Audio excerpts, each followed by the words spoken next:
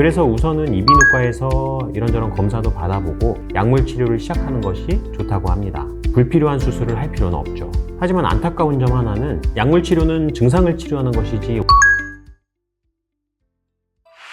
안녕하세요. DI 성형외과 닥터눈코익 정현희 원장입니다. 요즘 미세먼지도 심해지고 환절기라 그런지 요즘 진료 볼 때 비염 증상 심하신 분들이 많은 것 같습니다. 이렇게 계절이 변할 때마다 고생하시는 분들이 바로 비염 환자분들이죠. 비염 수술 성형외과에서 해도 괜찮은지 걱정하시는 분들도 많더라고요. 그래서 오늘은 비염 수술을 비롯한 코 기능 수술을 도대체 어디서 하는 게 좋을지 모르겠는 환자분들의 고민을 덜어드리고자 비염 수술에 대해서 살펴볼 예정입니다. 사실상 비염이라는 것은 굉장히 넓은 의미를 가지고 있는데요. 코 안에 점막에 나는 일종의 염증 반응으로 인해서 점막이 붓고 이로 인해 콧물, 코막힘, 호흡 불편 등 여러 가지 증상이 유발되는 것을 비염이라고 통칭을 하고 있죠. 비염은 도대체 왜 어떻게 생기는 걸까요? 그 원인은 매우 다양하지만 악화 과정 그리고 증상이 유발되는 과정은 기본적으로 코 안의 공간이 좁거나 점막이 부어서 점막 조직들이 서로 맞닿게 되는 과정에서 여러 자극이 발생하게 되고 이로 인해서 삼출액이 형성되는 것이죠. 일반적으로 흔한 비염은 알레르기성 비염이죠. 공기 중에 알레르기를 유발하는 물질이 호흡 과정에서 코 안 점막으로 들어와서 점막을 자극하여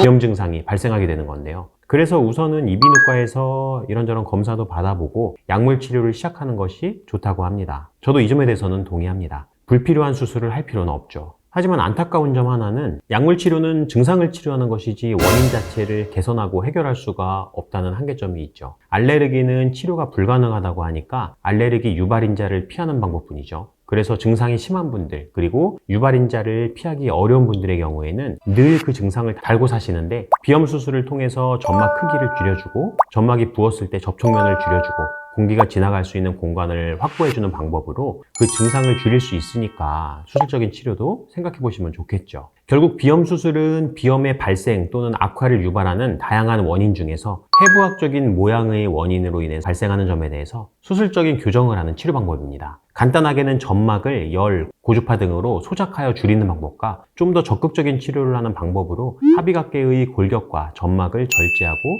골절시켜서 위치를 바꾸어주는 수술을 하게 되죠. 간단한 방법의 수술은 상당히 안전하고 간단하기 때문에 동네의 작은 클리닉에서도 간단히 진행 가능한 수술입니다. 하지만 광범위한 절제를 하는 적극적인 치료의 경우에는 생각보다 출혈이 많이 발생하기도 하고 이 경우 소작기로 소작하는 등 적극적인 지혈을 해야 되기 때문에 수술적인 준비가 되어 있는 데서 수술 받으시는 것이 좋습니다. 그러면 비염 수술은 이비인후과에서 해야 될까요? 아니면 성형외과에서 해야 될까요? 보통 성형외과는 기능 수술을 못한다고 생각하시는 경우가 있는데 전혀 아닙니다. 앞서서 말씀드렸지만 기능 수술 자체는 상당히 간단한 수술이며 이미 성형외과에서도 오래전부터 기능 수술을 배우고 시행해 왔었기 때문에 걱정하실 필요는 전혀 없습니다. 오히려 이비인후과에서 먼저 비염 수술하시는 과정에서 비중격에도 문제가 있어서 비중격 수술을 병행하시는 경우가 있는데 이렇게 되는 경우 성형외과에서 미용 수술을 할 때 이미 비중격이 제거되어 있거나 손상되어 있어서 코 성형에 필요한 비중격 재료가 부족해서 늑연골과 같은 다른 연골로 사용해야 할 수 있기 때문에 또 다른 문제가 되기도 합니다. 또한 수술적인 준비가 안 되어 있는 동네 작은 클리닉에서는 환자분 안전을 위해서 좀 더 간단한 방법으로 치료할 수밖에 없는데 증상이 심한 분들의 경우에는 효과를 전혀 못 보시거나 쉽게 재발하는 경우가 있죠. 그리고 간혹 저는 미용보다 기능 수술이 더 중요해요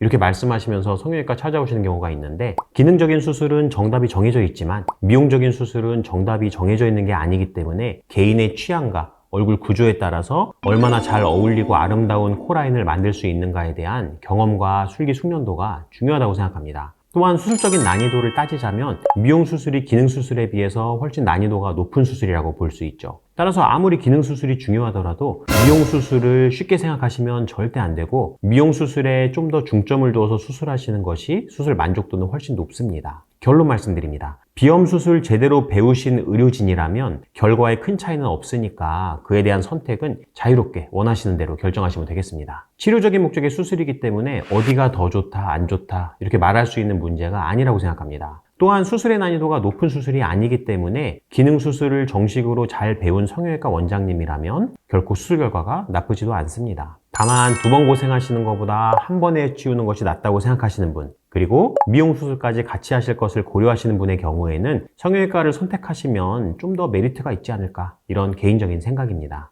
오늘 영상도 여러분께 도움이 되었으면 좋겠습니다. 이상 마치겠습니다. 디아의 성형외과 닥터는 코익 정현희 원장이었습니다. 감사합니다.